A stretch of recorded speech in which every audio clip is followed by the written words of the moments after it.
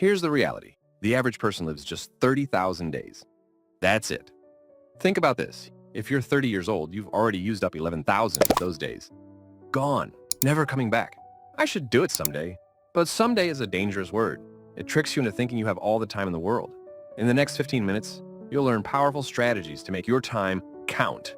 Not just managing it, but truly living it. These aren't generic tips about time management. These are deep insights about how life actually works. Chapter 1. Time perception and psychology. Time plays tricks on your mind, and understanding these tricks is your first step to mastering it. Remember when you were a kid? Summer felt endless. A single day could feel like a week. But now, years fly by like months. This is the time unit paradox. It's not just in your head, it's how your brain actually works. Here's the science. Your brain measures time by recording new experiences. As a kid, everything was new. Your brain was constantly recording, making time feel slower. But as an adult, your routines make days blur together. Same breakfast, same commute, same Netflix shows. Your brain literally skips recording these moments.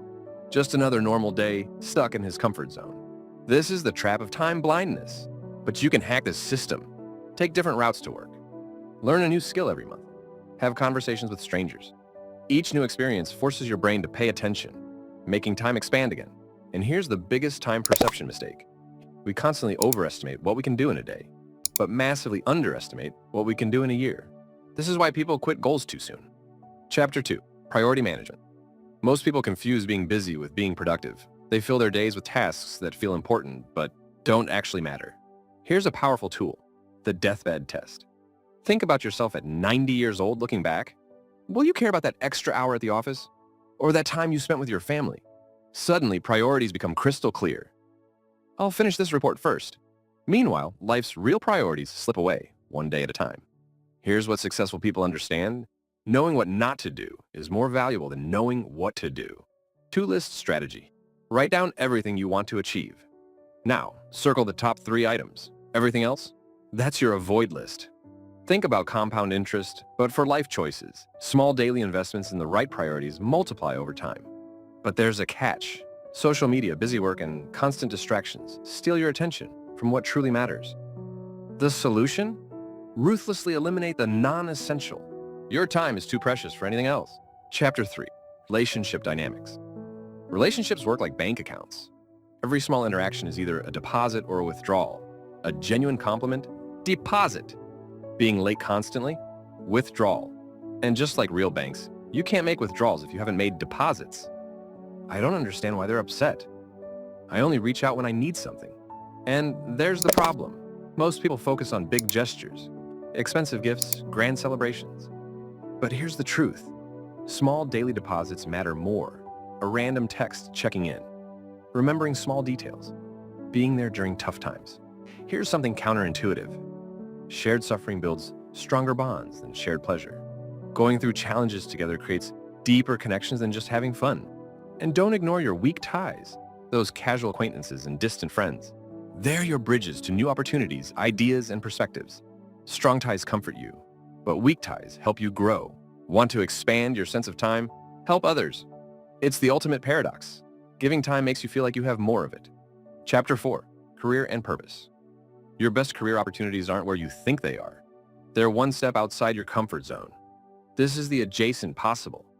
The sweet spot between what you know and what you could know. I need to stay in my lane.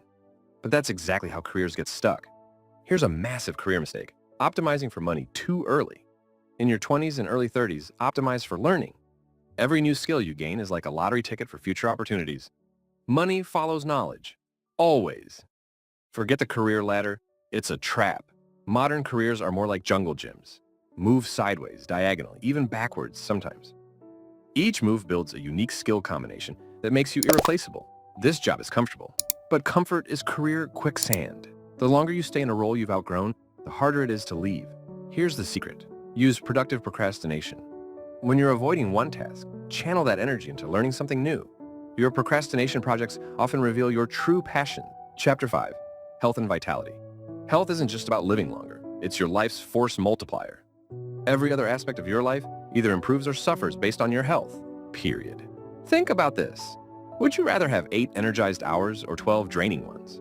Your energy levels matter more than your time. I'll sleep when I'm dead. Wrong mindset. Sleep isn't just rest. It's your brain's superpower. Without it, your decision-making is as bad as being drunk.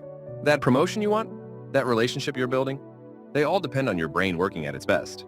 Here's something nobody talks about. You're two different people, morning you and evening you. Morning you makes plans. Evening you has to follow through. Don't let morning you be a tyrant. Want a life hack? Micro workouts. 10 push-ups here, a quick walk there. 5 minutes of stretching. These small movements add up. Your body was built to move, not sit for 8 hours. Remember this. Physical movement creates mental clarity. Stuck on a problem? Move your body. The solution will come. Chapter 6. Learning and growth. Want to learn anything faster? Teach it to someone else. This is the teacher effect. Explaining something forces your brain to understand it at a deeper level. I'm not ready to teach yet, but that's exactly why you should teach. Your struggles make you a better teacher than an expert. You still remember what's confusing. Here's a secret learning hack. Read biographies. Why? Because each one gives you a lifetime of experiences in a few hours. Want to avoid common mistakes? Learn from people who already made them. Most people try to get good at everything.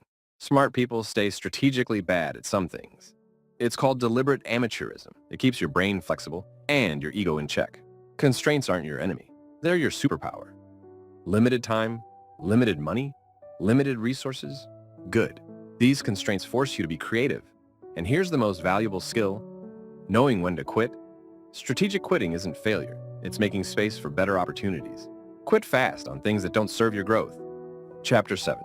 Emotional intelligence. Your emotions have a secret timer. The chemicals that create any emotion, anger, fear, frustration, last exactly 90 seconds in your body. After that, you're choosing to stay in that emotion. I can't help how I feel. But here's the truth. While you can't control the first wave of emotion, you absolutely control the second. Think of emotional regulation like a superpower. Raw intelligence might get you the job, but emotional regulation gets you the promotion. Why? Because people trust those who can stay calm in chaos. Most people hide their vulnerability. Smart people use it strategically. Showing the right amount of vulnerability at the right time builds deeper trust than always appearing perfect. Here's a costly mistake: avoiding difficult conversations. These conversations are like compound interest, in reverse. The longer you wait, the more emotional debt you accumulate. That small issue you're avoiding, it's growing bigger every day. And gratitude isn't just a feel-good practice. Unexpressed gratitude is like having money in a bank you can never withdraw from. Use it or lose it. Chapter 8. Financial wisdom. Money isn't just about numbers in your bank account. It's about something far more precious. Your freedom of time. Here's a truth most people miss. Making more money often makes you poorer in time. As your income grows, your lifestyle expands. Bigger house, more maintenance, fancy car, more worry, better neighborhood, longer commute. Finally, I can afford everything I want. But that's the trap. Lifestyle inflation is like running on a treadmill, moving fast but going nowhere. Think about time affluence. Would you rather make $100,000 working 80 hours a week or $70,000 working 30? Your true hourly rate includes everything you sacrifice for that money. Most people get this backwards. They buy objects but rent experiences. Smart people rent objects and buy experiences. Why? Because experiences appreciate in value. Objects usually don't. Here's the ultimate financial skill: building margins. Living below your means isn't about restriction. It's about creating space for opportunities. That space is your ticket to real wealth. Chapter 9. Creative living. Creativity isn't about waiting for inspiration. It works more like a faucet. When you first turn it on, rusty water comes out. That's your bad ideas. You need those bad ideas. They clear the way for the good ones. I'm waiting for the perfect idea. But that's like waiting for the water to get clean without turning on the tap. You have to push through the rust. Here's something counterintuitive. Creativity loves constraints. Give someone unlimited options, they freeze. Give them limited options, they get creative. Think about it. Shakespeare wrote in strict meter and rhyme. Those limits forced his creativity.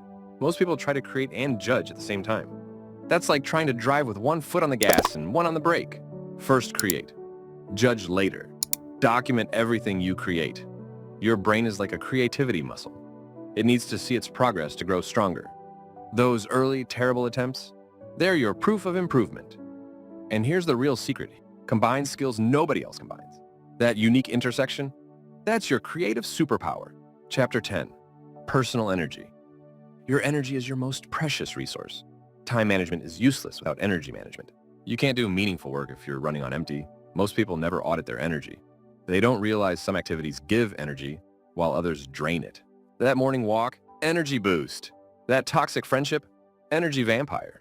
I just need more willpower. But willpower is like a muscle. It gets tired. Smart people don't rely on willpower. They design their environment to make good choices automatic. Think about decision fatigue. Every choice you make takes energy. What to wear, what to eat, when to exercise. That's why successful people often wear the same things and eat the same breakfast. They're saving their energy for decisions that matter. Here's a counterintuitive energy hack. Strategic incompetence. Being deliberately bad at non-essential tasks means others stop asking you to do them. Your energy stays protected for what you do best. Remember this, recovery isn't a waste of time. It's how you multiply your time's value. Chapter 11, Social Capital. Success isn't just about what you know, it's about who you know. But here's the thing, real social capital isn't about collecting business cards or LinkedIn connections. It's about building genuine relationships. There's a simple formula for friendship, time plus vulnerability plus shared experiences. You can't shortcut any of these elements. Real connections need all three. I don't have time for networking. But that's missing the point. True networking isn't about taking, it's about connecting. The best networkers aren't collectors, they're connectors. They introduce people who should know each other. Most people underinvest in friendship maintenance. They wait for big life events to reconnect. But strong relationships are built in the small moments. That random check-in text, that quick coffee, that's where real bonds grow. Think about community like a garden. You can't plant all the seeds at once and expect them to grow. You need constant small acts of nurturing. Every conversation is water. Every introduction is fertilizer. The truly successful? They build their community before they need it. Because when you need a community, it's too late to build one. Chapter 12, Mental Models.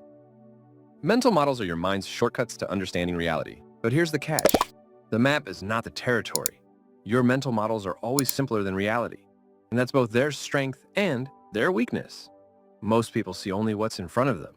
They play checkers while life plays chess. Second-order thinking is your advantage, asking not just what happens next, but what happens after what happens next. This seems like the obvious choice, but obvious to whom? Your mental map might be missing crucial territory. That's why multiple perspectives aren't just useful, they're essential. Here's a powerful truth. Knowledge isn't power. Understanding is power. Knowledge is knowing that a tomato is a fruit. Understanding is knowing not to put it in a fruit salad. Most people collect facts. Smart people collect patterns. Think about inverse thinking. Instead of asking, how can I solve this problem? Ask, how am I creating this problem? Sometimes the solution is stopping what causes the problem in the first place. Chapter 13, Life Design. Your life isn't something that happens to you. It's something you actively design. Think of it like a portfolio, not just of money, but of experiences, relationships, skills, and dreams. Most people overvalue planning and undervalue testing.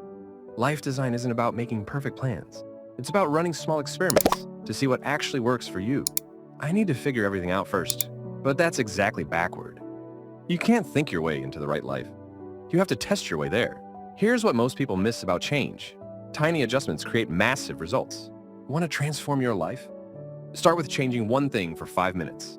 That small win builds momentum for bigger changes.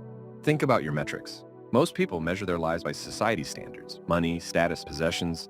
But what if you designed your own metrics? What if success meant time with family or learning new skills or helping others? Regular life reviews aren't optional.